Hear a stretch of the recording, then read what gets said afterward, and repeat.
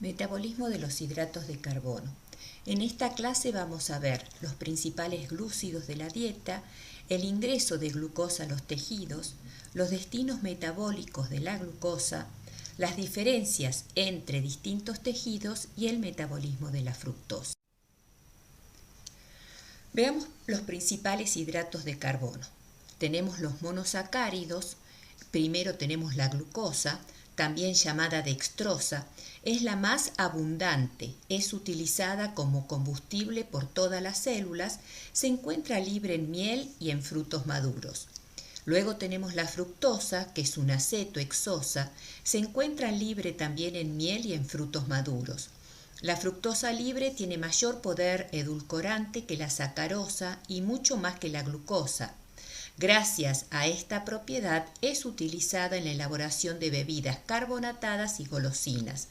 Para estos fines se produce en gran escala a partir del almidón de maíz, el cual es hidrolizado a glucosa y convertido a fructosa por una isomerización.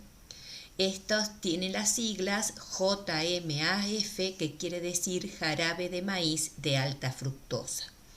Luego tenemos la galactosa. Excepcionalmente se encuentra libre, comúnmente se asocia a moléculas más complejas. Con la glucosa forma lactosa o azúcar de la leche. Veamos los disacáridos. Dentro de los disacáridos tenemos la sacarosa. Es el azúcar utilizada como edulcorante en la alimentación. Se lo obtiene de la caña de azúcar y remolacha. Está formada por una glucosa y una fructosa.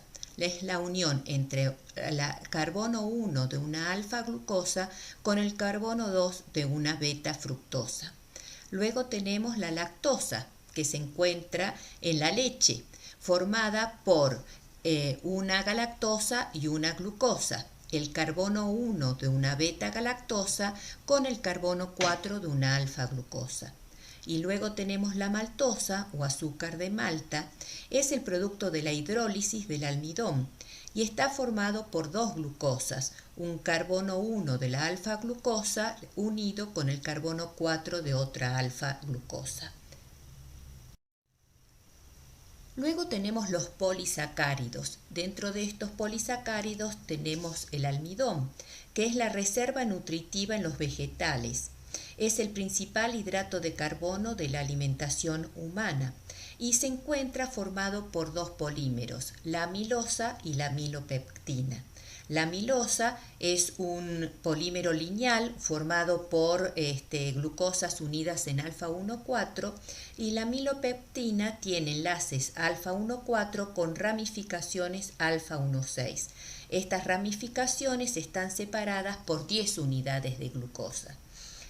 Luego tenemos el glucógeno, que es un polisacárido de reserva de las células animales. Principalmente se encuentra en hígado y músculo.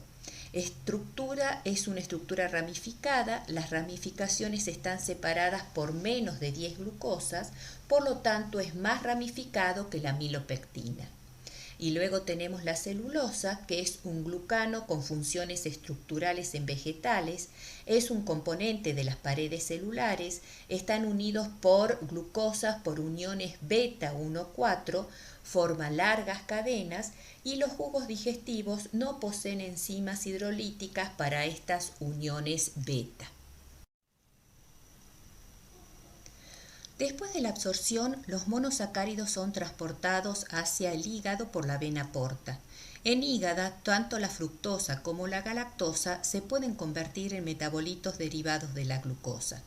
La principal función de la glucosa es servir de combustible. Su oxidación produce energía. Dentro de las células, la glucosa se fosforila. Es el paso inicial de todas las vías de utilización y está catalizada por exoquinasas, son enzimas que catalizan la fosforilación de la glucosa.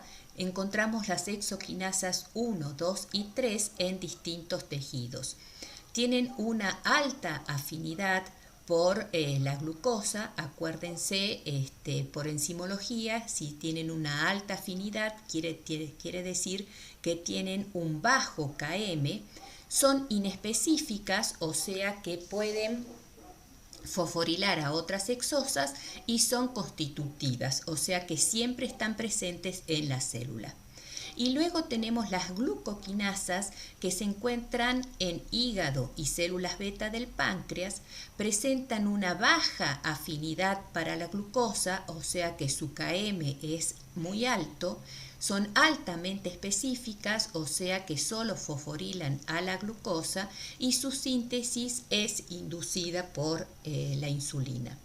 Las hexoquinasas, si nosotros vemos acá, sus Kms son inferiores a la concentración de glucosa en líquidos y células. Por lo tanto, trabajan a su máxima velocidad y su actividad no se modifica por los cambios en la glucemia, o sea que siempre están trabajando y son inhibidas por el producto, o sea por la glucosa 6-fosfato. En cambio, la glucoquinasa, su Km es mayor de la concentración normal existente en tejidos y a diferencia de la hexoquinasa no es inhibida por la glucosa 6-fosfato. ¿Cuál es la importancia de esa fosforilación de la glucosa? Primero que se forma un compuesto más reactivo que la glucosa 6-fosfato y este compuesto más reactivo entonces va a permitir que se sigan produciendo todas las vías metabólicas con la glucosa. Luego esta glucosa 6-fosfato no puede salir de la célula y se mantiene el gradiente de concentración de glucosa. Acuérdense que la glucosa entra a las células por una difusión facilitada y por lo tanto necesitamos un gradiente de concentración para que pueda entrar la glucosa a las células. Entonces, al transformarla en glucosa 6-fosfato, seguimos teniendo una concentración tal de glucosa dentro de las células que permite que siga entrando glucosa hacia ellas. ¿Cuáles son las vías metabólicas de los hidratos de carbono?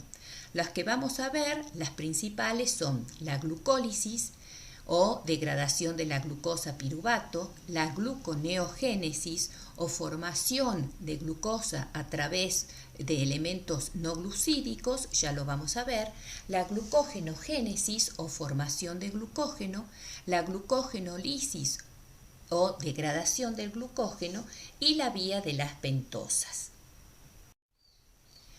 En este cuadro estamos viendo las principales vías. Comenzamos viendo que la glucosa entonces se fosforila a glucosa 6-fosfato y este es un intermediario de varias vías. Esta glucosa 6-fosfato entonces por glucólisis se transforma en piruvato, esto es de glucosa a piruvato la glucólisis. Ahora, el camino inverso, que no es tan inverso, o sea, a través de elementos no glucídicos como puede ser el lactato, el piruvato, podemos formar glucosa por la gluconeogénesis. Se transforman en glucosa 6-fosfato y en algunos tejidos pueden liberar glucosa. A partir de esa glucosa 6-fosfato podemos ir hacia la formación de glucógeno. Esta vía se llama glucogenogénesis y la degradación del glucógeno la denominamos glucogenólisis. Y a partir de esta glucosa 6-fosfato también podemos ir a otra vía que se llama vía de las pentosas fosfatos. ¿Por qué? Porque uno de sus productos es una pentosa fosfato, que es la ribosa 5-fosfato, que es muy importante para la síntesis de ácidos nucleicos. Bien, ¿qué es una vía o ruta metabólica? Es una secuencia de reacciones que tienen un propósito particular. Por ejemplo, la más importante de este capítulo es la glucólisis o vía de Embden-Meyerhof. Embden-Meyerhof fueron dos alemanes, uno bioquímico y el otro fisiólogo, que reportaron por primera vez esta vía de la glucólisis en 1929. Es la degradación de la glucosa a piruvato. Es la vía principal para la utilización de la glucosa. tiene lugar exclusivamente en el citosol, o sea que todas las enzimas de la glucólisis se encuentran en el citosol. Funciona en todos los organismos vivientes y puede producirse en condiciones tanto aeróbicas como anaeróbicas. Veamos las rutas centrales del metabolismo que proporcionan energía. Vamos a ver que por catalopolismo las proteínas producen aminoácidos, o sea, se degradan aminoácidos. Los carbohidratos se degradan a monosacáridos, que ya dijimos que el principal es la glucosa. Y los lípidos, o sea, los triglicéridos, se degradan a ácidos grasos y glicerol. Como vemos, el metabolismo de los carbohidratos es el metabolismo principal para la producción de energía. Sería como la columna vertebral de esta producción de energía. Los aminoácidos y los ácidos grasos y glicerol convergen en algunos metabolitos de esta columna vertebral. Pueden ir hacia la formación de piruvato o hacia la formación de acetil-CoA. Ese acetil-CoA puede entrar al ciclo de Krebs y los equivalentes de reducción ir hacia la fosforilación oxidativa, o sea, hacia la cadena respiratoria, que en definitiva nos va a proveer o formar el ATP. Como ya dijimos, la glucólisis puede producirse tanto en aerobiosis como en anaerobiosis. Fíjense, acá tenemos la glucosa, que por glucólisis, que se produce exclusivamente en el citosol, va a formar ácido pirúvico. Si no hay suficiente oxígeno en la célula, el ácido pirúvico se convierte en ácido láctico. Ahora, ese ácido pirúvico con oxígeno puede entrar el ácido pirúvico a la mitocondria y entrar al ciclo de Krebs. Este ciclo de Krebs nos va a proveer de coenzimas reducidas, o sea, de equivalentes de reducción como el NAD reducido y el FAD reducido, y eso hace que entren a el transporte de electrones, o sea, la cadena transportadora de electrones, esos electrones, para en definitiva formar ATP. Comencemos viendo la glucólisis. Esta glucólisis se puede dividir en una primera fase. Esta primera fase es preparatoria. Se invierte energía para formar compuestos incapaces de salir de la célula y son más reactivos que la glucosa misma. Tenemos la glucosa, que en presencia de una hexoquinasa o glucoquinasa va a transformarse en glucosa 6-fosfato con gasto de energía, o sea, con gasto de ATP. Esta es la primera reacción cebadora. Las hexoquinasas son enzimas que necesitan como cofactor magnesio. Luego, y es un proceso irreversible. Luego la glucosa 6-fosfato se isomeriza a fructosa 6-fosfato gracias a la fosfoglucoisomerasa, y esta reacción es reversible y esta enzima también requiere magnesio como cofactor. Luego la fructosa 6-fosfato se transforma en fructosa 1,6-bifosfato gracias a la fosfofructoquinasa y también con gasto de ATP. Es un proceso, por lo tanto, irreversible. Esta fosfofructoquinasa es la principal enzima reguladora. También requiere magnesio como cofactor. Es una enzima alostérica que es activada cuando en la célula hay poca energía, o sea que necesitamos hacer glucólisis, y por lo tanto es activada por AMP, ADP y fructosa 2,6-bifosfato. En cambio, es inhibida cuando ya hay mucha energía en la célula, no necesitamos seguir degradando la glucólisis y por lo tanto es inhibida por ATP y citrato. Luego, esta fructosa 1,6-bifosfato se hidroliza gracias a la aldolasa en dos triosas, que son la gliceraldehído 3-fosfato y la dihidroxiacetona fosfato.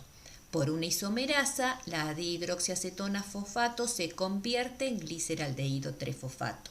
O sea que en la primera etapa de la glucólisis o primera fase, la glucosa se convierte en dos moléculas de gliceraldehído 3-fosfato.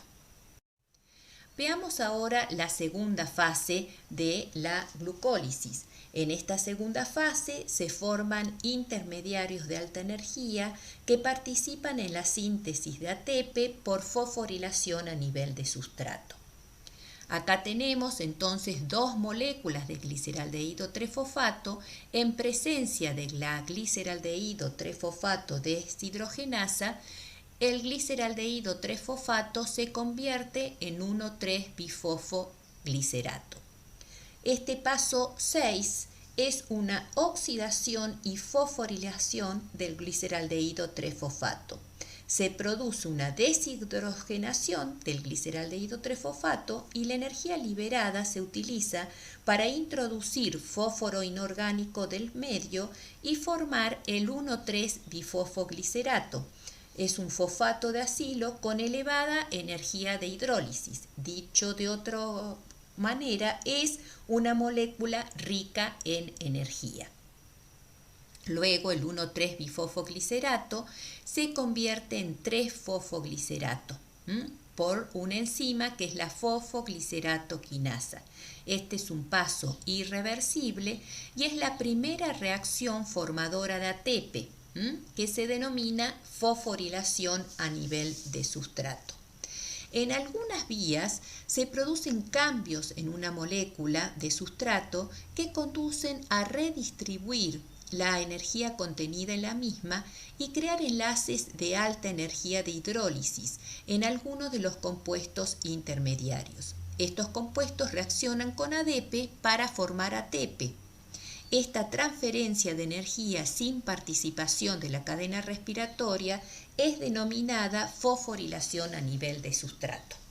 Entonces, el 1,3-bifosfoglicerato, que es una molécula rica en energía, cede su fosfato del carbono 1 al ADP y se forma ATP y es la primera reacción formadora de ATP. Luego este 3-fosfoglicerato por una mutasa se convierte en 2-fosfoglicerato y este 2-fosfoglicerato con pérdida de agua por medio de una enolasa se transforma en fosfoenolpiruvato, que también es una molécula rica en energía. Luego este fosfoenolpiruvato en presencia de la piruvato quinasa se produce la segunda fosforilación a nivel de sustrato. Esta piruvato quinasa también requiere como coenzimas el magnesio o el manganeso, al igual que la enolasa y la fosfoglicerato mutasa, que también requieren magnesio. Entonces se produce otra fosforilación a nivel de sustrato y el fosfoenolpiruvato se transforma en piruvato. ¿Cuál es el balance energético de esta glucólisis que hasta el momento ha sido tanto en anaerobiosis como en aerobiosis? Nosotros vimos que en la primera fase preparatoria se consumían 2 ATP y en la segunda fase se producían 2 moléculas de ATP por gliceraldehído, pero como cada glucosa produce 2 gliceraldehídos, por cada glucosa se forman 4 ATPs. Entonces 4 menos 2, el balance total es de 2 ATP. Ahora vamos a ver cómo es la regulación de la glucólisis. Tenemos 3 pasos irreversibles en los cuales intervienen la hexoquinasa, la fosfofructoquinasa y la piruvatoquinasa. Estos 3 pasos son reguladores de la glucólisis. La hexoquinasa es inhibida por la glucosa 6-fosfato, o sea que está controlada por una inhibición por producto. La fosfofructoquinasa, como ya dijimos, es la enzima reguladora por excelencia, es la más importante, tiene una regulación alostérica, está activada por AMP, ADP y fructosa 2,6-bifosfato. Esta fructosa 2,6-bifosfato, o sea, es un activador alostérico, disminuye el Km para la fructosa 6-fosfato y activa la unión de la enzima con el AMP. Luego tenemos, es inhibida por ATP, o sea, está regulada por los niveles de energía. A mayor cantidad de ATP inhiben a la fosfofructoquinasa, ya que es un indicador de una célula rica en energía. El citrato también inhibe, ya que indica una célula con abundancia de productos metabólicos, por lo que no hay necesidad de seguir rompiendo la glucosa. Y luego tenemos la piruvatoquinasa, que también tiene una regulación alostérica, es activada por la fructosa 1,6-bifosfato e inhibida por el ATP. Tiene una fosforilación reversible, hormona dependiente, que cuando la piruvatoquinasa está fosforilada es inactiva y cuando está desfosforilada es activa. Como nosotros vimos que la glucólisis es la oxidación de la glucosa, necesita como coenzimas NAD oxidada. O sea, si hay oxígeno, el NAD reducido que se forma en la glucólisis cede sus equivalentes de reducción a la cadena respiratoria. Ahora, cuando no hay oxígeno suficiente en esa célula, se forma lactato para regenerar el NAD, o sea, tener NAD oxidado y por lo tanto que la glucólisis pueda seguir actuando. Entonces el piruvato, en presencia de la lactato deshidrogenasa y del NAD reducido formado en la glucólisis, se transforma en NAD oxidado y lactato. Al seguir teniendo NAD oxidado, esta coenzima oxidada, la glucólisis puede seguir actuando. Otra de las vías es la gluconeogénesis, o sea, formación de glucosa a partir de elementos no glucídicos. Es la síntesis de glucosa, entonces, a partir de fuentes no glucídicas como el lactato, piruvato, glicerol, algunos aminoácidos, ya lo vamos a ver. Permite obtener glucosa cuando en la dieta no se ofrecen suficientes hidratos de carbono y se produce principalmente en hígado y riñón. ¿Cuáles son los sustratos para la gluconeogénesis? Entonces, fíjense, gluconeogénesis es el paso de piruvato a glucosa. En los eritrocitos y en el músculo en contracción activa, entonces, o sea, en anaerobiosis, se produce lactato. Este lactato, por la lactato deshidrogenasa, se puede convertir en piruvato y entrar en la gluconeogénesis. El tejido adiposo, entonces los triglicéridos se degradan en glicerol y ácidos grasos y ese glicerol puede entrar en la gluconeogénesis.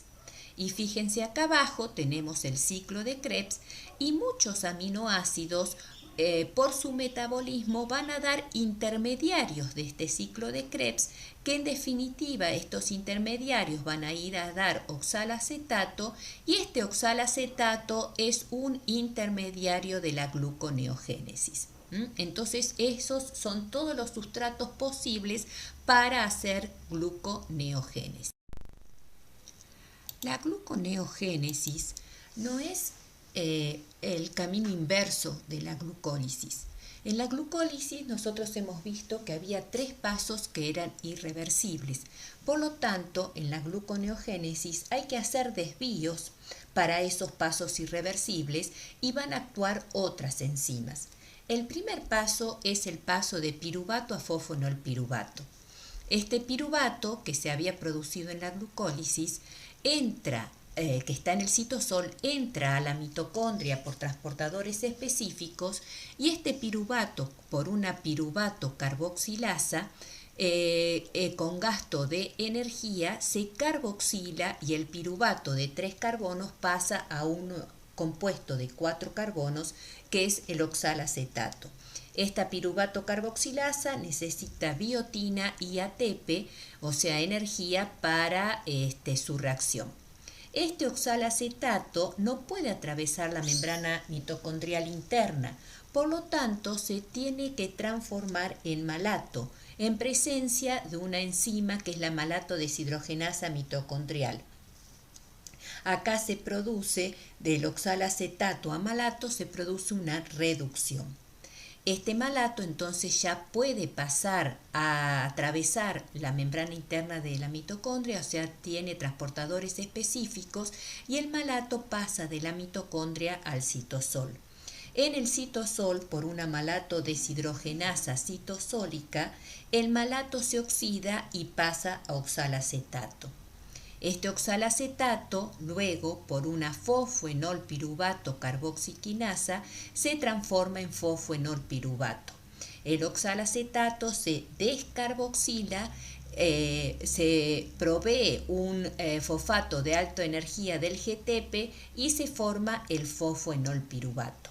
Entonces, fíjense cómo el piruvato, para transformarse en fosfoenolpiruvato, debe sortear todos estos pasos para transformarse el piruvato a fosfoenolpiruvato. En cambio, el fosfoenolpiruvato, por la piruvato quinasa, que era la enzima glicolítica, en el citosol pasa a piruvato a través de una sola enzima.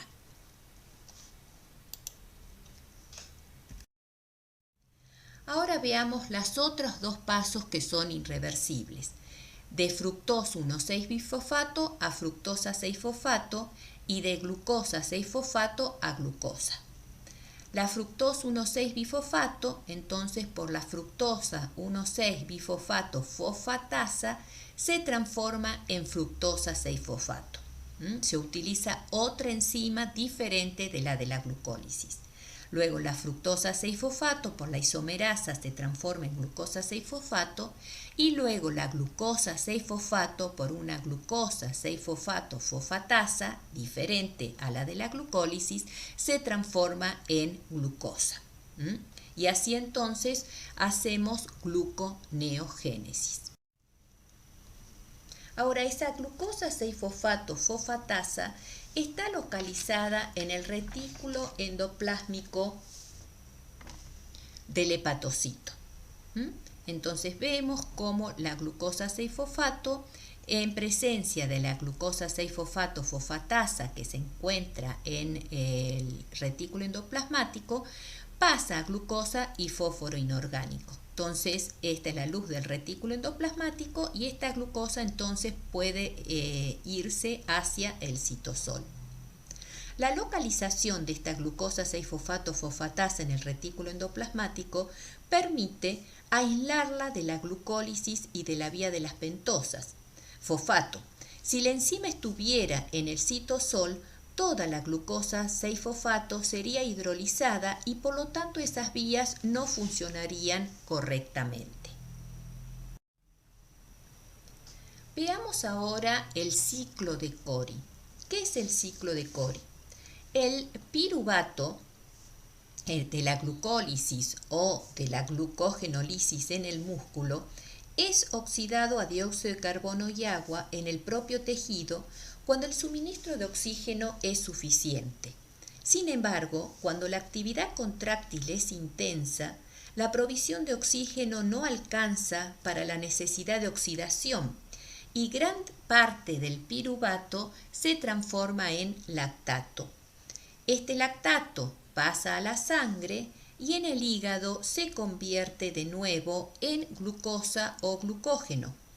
Cuando la glucemia disminuye, el hígado degrada ese glucógeno a glucosa, esa glucosa va hacia la sangre, de la sangre va al músculo y así se cierra el ciclo. Este es denominado ciclo de Cori.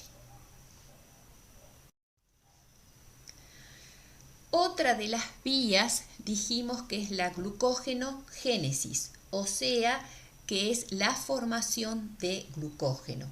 Se realiza en muchos tejidos, pero es realmente importante en hígado y músculo. La primera reacción enzimática entonces es la formación de glucosa 6-fosfato por la hexoquinasa.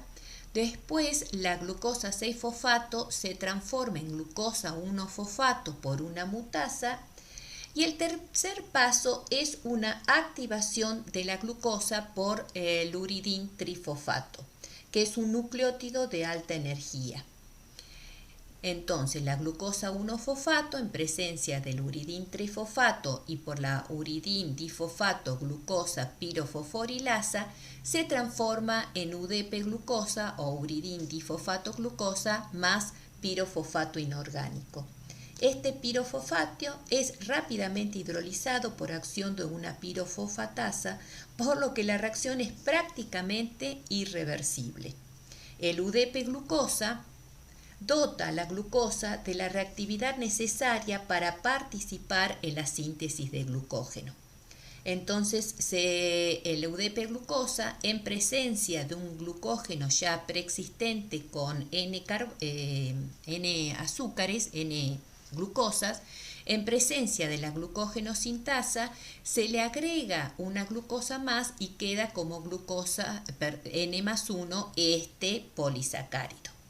Y luego viene la enzima ramificante o amilo alfa 1,4 alfa 1,6 glucotransferasa, que cuando la glucógeno sintasa ha alargado la cadena hasta 10 o más residuos, interviene esta enzima que corta un segmento de 6 glucosas o más para insertarlos en una unión alfa 1,6. En este esquema, entonces, tenemos cómo se produce la glucogenogénesis.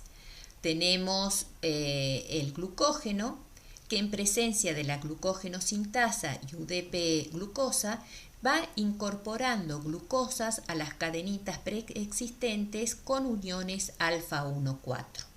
Cuando hay 10 uniones alfa 1,4 en las cadenas, a partir del sexto hidrato de carbono actúa la enzima ramificante, lo corta y entonces, fíjense, forma una unión alfa 1,6. Y es así entonces como se va agregando uniones alfa 1,4 y alfa 1,6 para formar el glucógeno. ¿Cuál es el gasto de la glucogenogénesis? La glucogenogénesis se gasta un ATP para fosforilar la glucosa 6-fosfato, y un ATP para generar ese uridín trifosfato. O sea, uridín difosfato más ATP va a dar uridín trifosfato más ADP. Entonces ese es el gasto de energía para la glucogenogénesis. La glucogenosintasa es la enzima reguladora de esta vía. Tiene un efector alostérico positivo, o sea, cuanto más glucosa 6-fosfato se activa la glucogenosintasa para formar glucógeno, y a su vez hay dos formas de la glucogenosintasa. Tenemos una glucogenosintasa fosforilada, que es inactiva, y una glucogenosintasa desfosforilada, que es activa.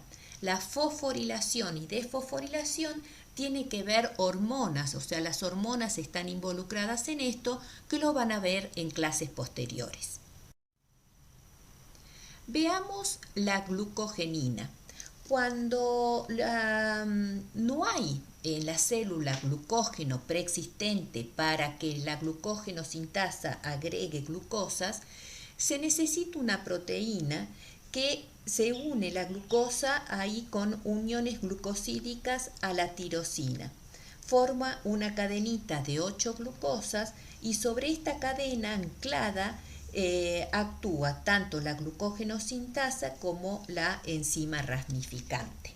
Entonces, esta glucogenina es una proteína iniciadora que es receptora de las primeras glucosas, tiene actividad catalítica propia, o sea, cataliza las uniones de la glucosa. Veamos acá el esquema. Tenemos la glucogenina, que tiene residuos de tirosina. Hay una autoglucosilación, o sea que ella misma tiene actividad catalítica, y en presencia de UDP-glucosa va agregando glucosas a el resto tirosina. Cuando hay 8 glucosas, esta glucogenina ya decimos que está cebada, y entonces permite que actúen tanto la glucogenosintasa como la enzima ramificante, y se van formando uniones alfa 1,4 y alfa 1,6 hasta tener un complejo glucogenina glucógeno dentro de la célula. Veamos ahora la glucogenólisis. La glucogenólisis no es el proceso inverso de la glucogenogénesis. Se utilizan otras enzimas. Primero, el glucógeno es fosforilado, la glucosa, en el carbono 1 por una glucógeno fosforilasa. Se forma glucosa 1-fosfato y el glucógeno queda con una azúcar menos, o sea, con una glucosa menos. Por eso ponemos glucógeno N-1. A su vez, la glucosa 1-fosfato por una mutasa puede convertirse en glucosa 6-fosfato y aquellos tejidos que tienen la glucosa 6-fosfato fosfatasa pueden convertirla en glucosa y proveer de glucosa hacia las distintas células. Ahora, ¿cómo es esta glucogenólisis? Tenemos, entonces, fíjense, tenemos el glucógeno que por medio de una fosforilasa, que dijimos, va a insertar fosfato en el carbono 1 y se va formando glucosa 1-fosfato y se va degradando el glucógeno. La acción de la enzima glucógeno fosforilasa se detiene 4 glucosas antes de la unión alfa-1,6. Y acá interviene otra enzima que es la glucotransferasa, ¿no? Glucógeno-transferasa, que desprende el trisacárido, este trisacárido, y lo transfiere al extremo de una rama vecina, quedando una glucosa libre, una glucosa sola en la unión alfa-1,6.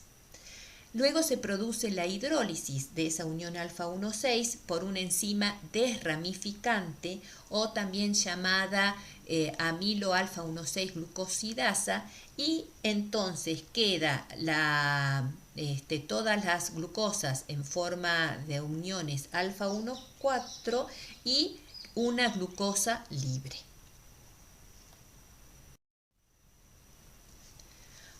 ¿Cuáles son las funciones del glucógeno, tanto muscular como hepático? Entonces, en el hígado dijimos que el glucógeno se transforma en glucosa 1-fosfato, luego glucosa 6-fosfato y cuando necesitamos glucosa porque hay poca glucosa en los tejidos y por lo tanto hay poca glucosa circulante en la sangre, la glucosa 6-fosfato fosfatasa que se encuentra en hígado, riñón e intestino puede desdoblar a la glucosa 6-fosfato en fósforo inorgánico más glucosa y esa glucosa irse hacia la sangre. En cambio, el músculo, cuando degradamos el glucógeno, formamos glucosa 6-fosfato, pero esa glucosa 6-fosfato solo nos va a servir para darle energía al músculo. El músculo no tiene la enzima glucosa 6-fosfato fosfatasa, por lo tanto no puede proveer de glucosa a la sangre y de ahí a otros tejidos. Esa es la gran diferencia. Veamos otra vía, que es la vía de las pentosas fosfato. ¿Cuáles son las funciones principales de esta vía? Primero, generar NAD-fosfato reducido. Este NAD-fosfato reducido se necesita para síntesis, o sea, para procesos anabólicos. Son para la síntesis de ácidos grasos, también se utiliza para la síntesis de colesterol. Y además necesitamos la vía de las pentosas fosfato para la producción de pentosas fosfatos. Estas pentosas fosfatos sirven para la síntesis de ácidos nucleicos, tanto de ADN como de ARN. Esta vía de las pentosas fosfatos tiene una primera fase donde la glucosa 6-fosfato sufre 2 oxidaciones y una descarboxilación y lo transforma en una pentosa fosfato que es la ribulosa 5-fosfato. Se produce acá todo el NAD-fosfato reducido, es un proceso irreversible. Entonces tenemos acá en este esquema La primera fase, que es un proceso oxidativo irreversible donde toda la glucosa se transforma en ribulosa 5-fosfato, se obtiene todo el NAD-fosfato reducido. La segunda fase es una fase no oxidativa, se producen todas reacciones reversibles y se forman aldosas y cestosas de 3, 4, 5, 6 y 7 carbonos. Los principales son la fructosa 6-fosfato. Esta fructosa 6-fosfato sirve para entrar, digamos, por ejemplo, en la glucólisis. Se produce gliceraldehído 3-fosfato que también puede entrar en la glucólisis. O sea que nos va a proveer de intermediarios de la glicólisis.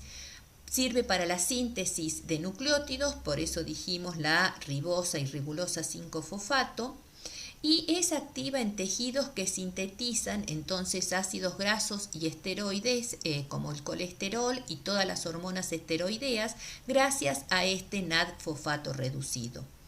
Tiene una importancia suprema en los eritrocitos que necesitan este poder reductor para mantener el grupo hemo de la hemoglobina en estado ferroso. O sea que se necesita de este NAD-fosfato reducido que nos da el poder reductor para que la hemoglobina siempre tenga el hierro en estado ferroso, que es de la única manera que sirve para transportar el oxígeno.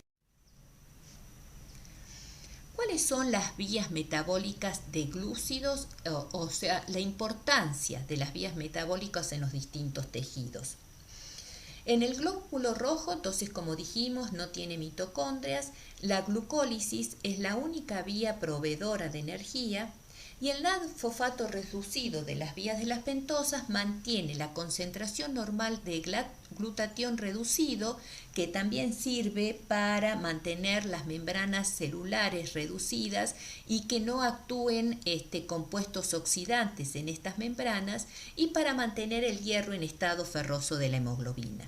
En el tejido nervioso dijimos que es dependiente exclusivamente de la glucosa sanguínea como fuente de energía. O sea que el tejido nervioso sí o sí necesita glucosa como fuente de energía.